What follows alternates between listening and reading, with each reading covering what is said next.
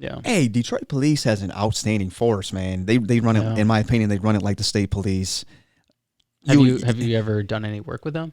No, but they would probably pick me up in a heartbeat.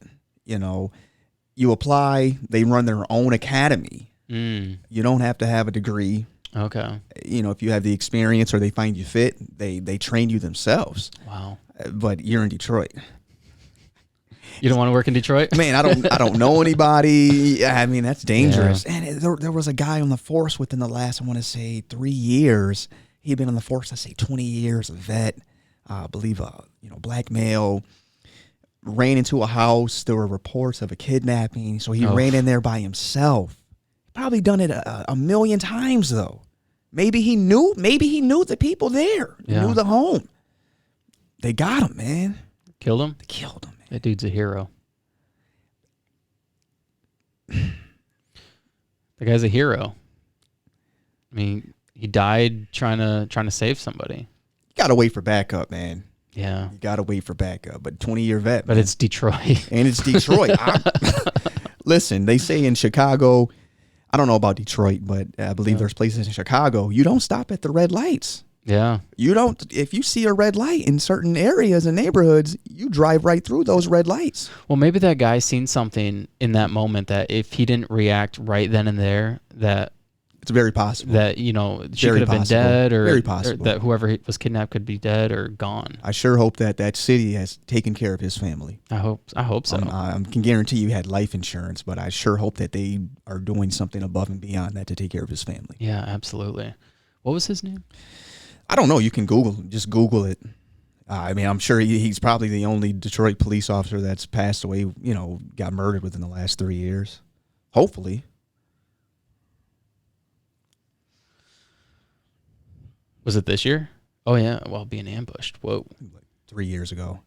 A Detroit police officer was shot and killed on Wednesday after allegedly ambushed by a 19-year-old gunman while responding to a 911 call of gunshots being fired, authorities said. Detroit Police Chief James E. White said that the 4 responding officers engaged and killed the gunman, Imani Mac Davis, as he was allegedly approaching the injured police officer and his partner in what investigators believe was an attempt to carry out further attacks. Whoa. Police have not determined the shooter's motivation. Officer Lauren Courts, 40, and his partner had just arrived at the 911 call and were still in their patrol cars as Davis opened fire from an upstairs window, striking Courts, White said. Yeah, I think that's a completely different story. So is that officer still alive? I don't know. Because that's got to be a completely different story. You want me to look it up? I can look it up. Sure, go ahead. All right, let me see what I can do. But that's one thing that's crazy about police officers is that, like when they go to a scene, oftentimes there's only one of them. Only one of them respond, and then the other ones that one has to call for backup. And if you see something in that moment where you have to respond and you're limited on whether or not somebody's going to make it, somebody's going to die, get killed, or you have to react now, then they have a choice to make. It says, I'm seeing 2 different names. When I see police officer Harold F. Tulke, Tulke. No. That's not him. That's not him. Man. Where's the kid at 5-year-old? Wow. Maybe I should save all these bookmarks next time, right? Huh. Lauren Courts. Let me see if that's who it is. That's 5 days ago. Yeah, it was just recently. Holy moly. Nope, that's definitely not it. That's not him.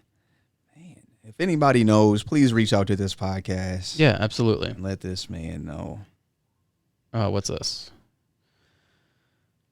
A tragic day. 1 officer killed, another wounded on Detroit's west side. A Detroit police officer was killed and another wounded after a gunman opened fire as they responded to a home invasion on Detroit's west side Wednesday night, police James Craig said.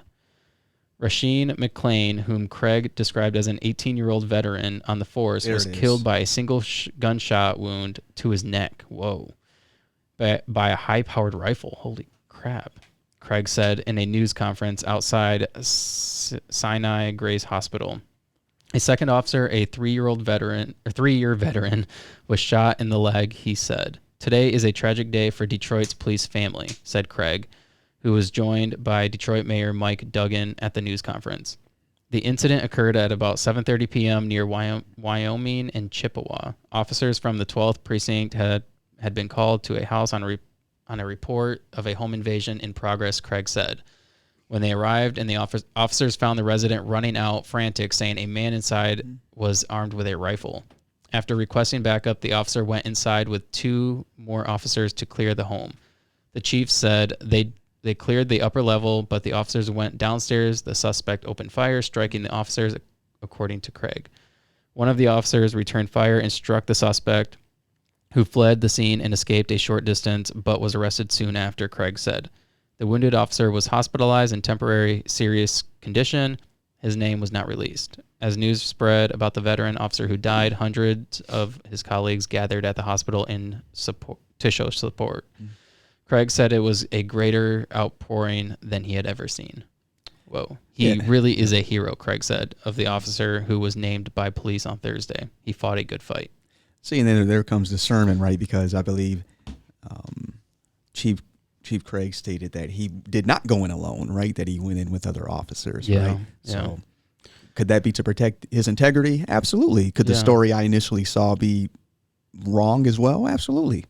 But regardless, he's definitely a hero. Yeah, absolutely. Yeah. And he tragically lost his life. And then you said another one, I just saw that 5 days ago was murdered. Man, yeah. Come on, man. Yeah. What's going on? Man, I think Detroit's, they'll train you and they start you out, let's say at 40, before overtime, Yeah. Is it really worth $20 an hour to put your life on the line, man? Dude, I make more than that building cars.